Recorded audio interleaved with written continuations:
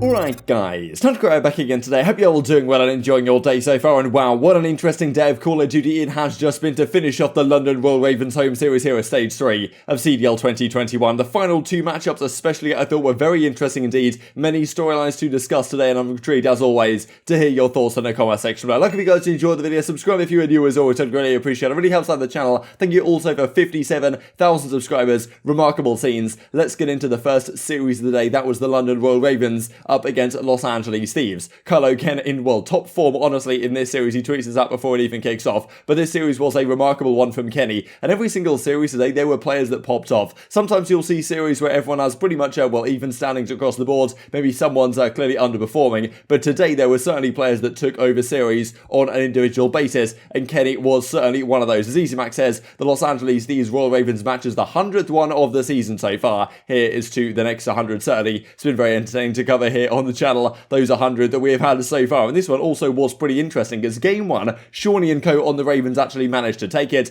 Pretty impressive set of rotations from these guys. I mean, Raid is one of those maps where if you hit the rotations well, and especially one of the hills they broke into onto this final, I think it was, well, this was a clip from early on, but into the very final garage hill of the rotation, then, well, they managed to actually break it very cleanly indeed, even though Thieves said I've followed for like 30 seconds or something. So yeah, Ravens win that one. I was pretty impressed by it, but I wasn't really too, well, not necessarily too surprised about this, given that these guys have played each other a lot as of late, and the last time they played each other, Thieves went down 2-0, and then reverse swept them to knock the Royal Ravens out of the major. So I wasn't really expecting anything different to happen right here, and I was thinking, okay, Thieves still probably have this one in the bag, and this time they actually win the Search and Destroy, dominate it on Miami. Certainly, I mean, we've seen a couple of times now Thieves just dominating a Search and Destroy, and this is really a map that you would expect, given some of the names on Ravens, like we looked at, okay, Zaptius and Paul X, you'd think in theory, that team actually gets somewhat better in Search and Destroy. Maybe part of the idea of bringing Zaptius into the team was to upgrade their Search and Destroy to some degree. Doesn't happen though, they get absolutely bodied here on Miami. That's not really what you want to see, and then we go into Control, they lose this one as well. I mean, here it is on Checkmate.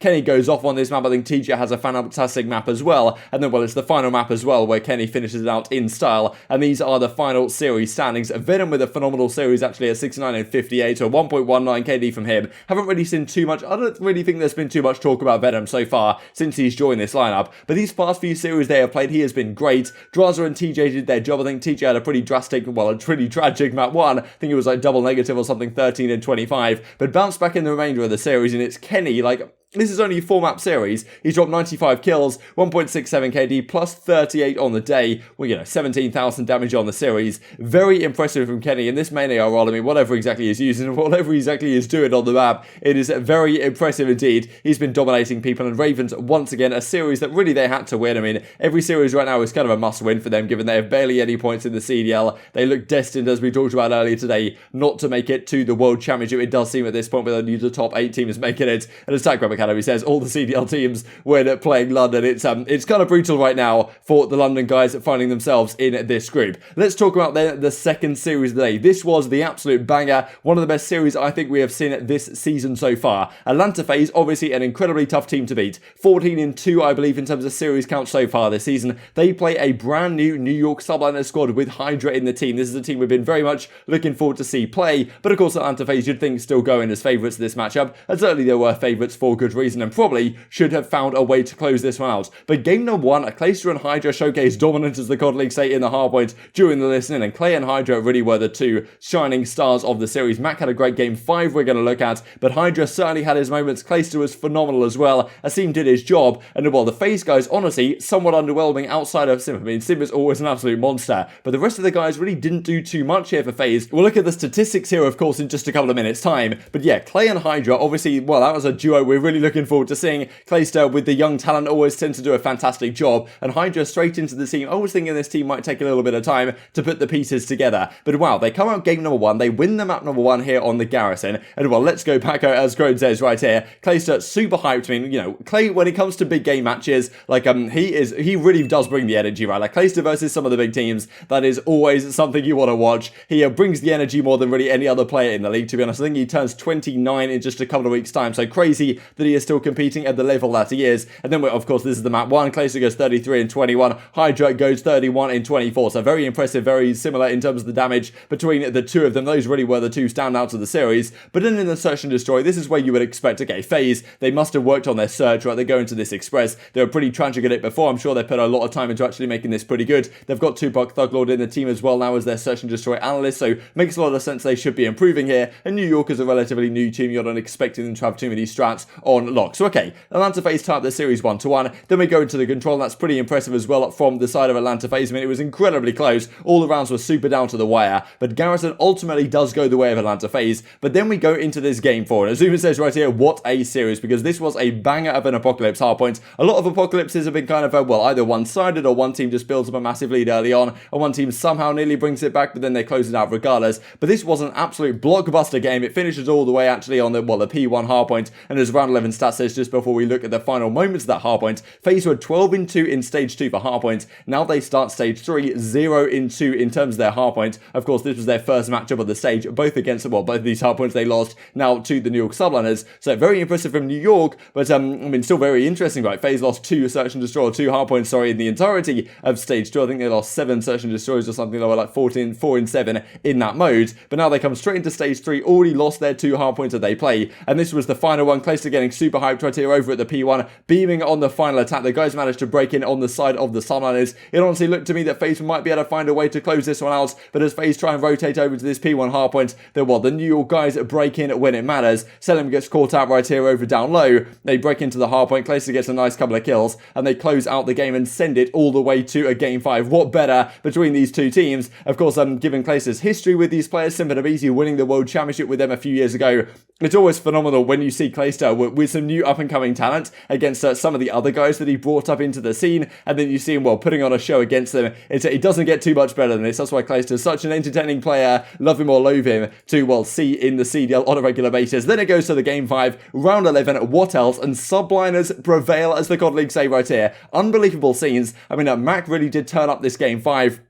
But I think FaZe were up 5-3. They really should have found a way to close this one out. So you think, okay, FaZe, this is what they did last year a fair bit. They would lose some respawns, but they would still always find a way over the line in the game 5. And certainly given how good their Search and Destroy has been so far this season on average, and how good it looked in the game 2 on the Express, and you'd imagine that they're working on it, and you'd think, okay, if their hardpoint's going to drop off to a little bit of a degree, do you think their Search and Destroy gets a lot better? But it doesn't really happen right here. They got up 5-3 on raid, a very good map for them, and well, Clayster's getting super hyped. Hydra, I believe, gets first blood in both of the final rounds right here, so he had his moments as well, and they clutch up. Well, at least, they failed to let Cellium clutch up. I mean, the Seam and Hydra actually played this one pretty well. You can imagine that these young guys might choke in these kind of big moments, and Cellium is certainly known to make some Iceman plays like this when it matters right at the end. But Asim takes him out. Subliners win the series, taking out Atlanta FaZe, the first series that they play of the entire stage. FaZe goes 0-1. Remarkable stuff. And Subliners with a brand new roster coming in. Hydra very happy about it. I mean, very excited to see this, right? Because we thought, okay, maybe Ultra number 1 team, number 2 team, who really knows? But now FaZe losing this, and also Dallas losing it as well, as we're going to talk about in a second. And well, this Hydra team now of New York looking so good immediately, their very first series. What does this mean for power rankings? What does this mean for who can be 2? What does this mean for the major? What does this mean potentially for seeding for the major, depending on, well, obviously this is a very chaotic group, and with FaZe already going 0-1 right here, so many implications to talk about in the coming days. And as Clayster gets hype right here, ice in the veins, certainly. This type of stuff from Clayster you just can't beat. And as Octane says, Clay's webcam reaction just slaughtered my vibe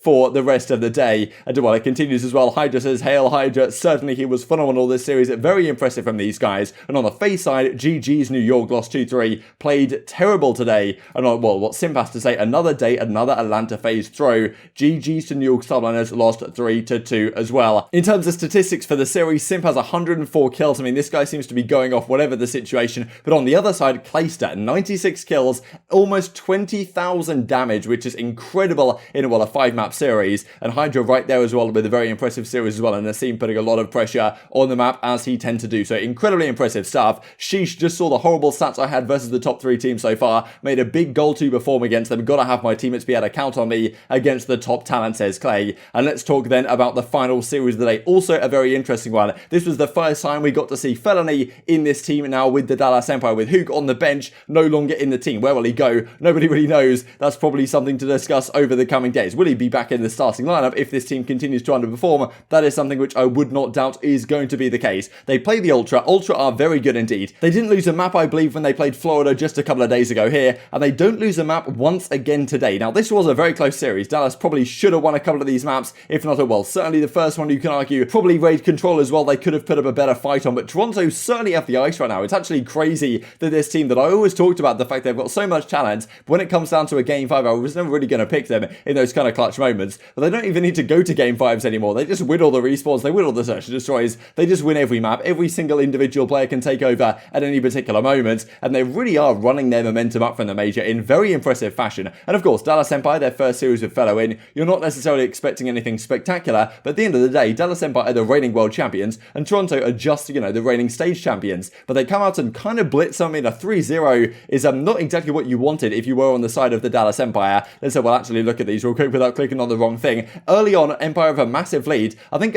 something like FeLo was, I think it was like 15-6, 15-7, something like that. He kind of got streaks. Then I looked at the scoreboard a couple of minutes later and he was 17-19. So he really did fall off. And then actually the guys end up closing it out right to the end in a very impressive fashion. So once again, Ultra just seem to have the ice. They clutch up right to the end of this Garrison hardpoint. They take that momentum into the search and destroy. And this was one on Miami. Wait, okay, I do always kind of say that with a new team, maybe you don't have so many search and destroy strats, but I'm not really sure if the statistics necessarily back that up. And it's Bance who's always really had a hard time on this map, Miami. I mean, I remember a couple of moments when those guys were, they were double laying down actually top purple. I think it was Bance and CleanX that were doing it, and people were talking about, like, what sort of play is this? But Bance has a phenomenal map right here at 9-4. And on the other side of things, they really couldn't get anything going. ILLey early on, I think he started out 0-4 on this map. So, once again, ILLey, you're looking at some of these players on Dallas and you're thinking, wow, their search and destroy play should be so great. They should be dropping crazy numbers in these game modes, but it just doesn't ever seem to happen. And Toronto, once again, they win this map very versatile in all the modes, and then they go to a final control, a very interesting one indeed. Dallas actually had a great map. I mean, Shotzzy really did have his moments right here, but the rest of the guys, nothing really too much going on, and Toronto managed to clutch up right to the end once again. So a close series, given it was a 3-0, but I mean, at the end of the day, Dallas are never going to be easy to get past, regardless of who you are as a team, but Dallas getting 3-0'd their first series with FeLo into the team,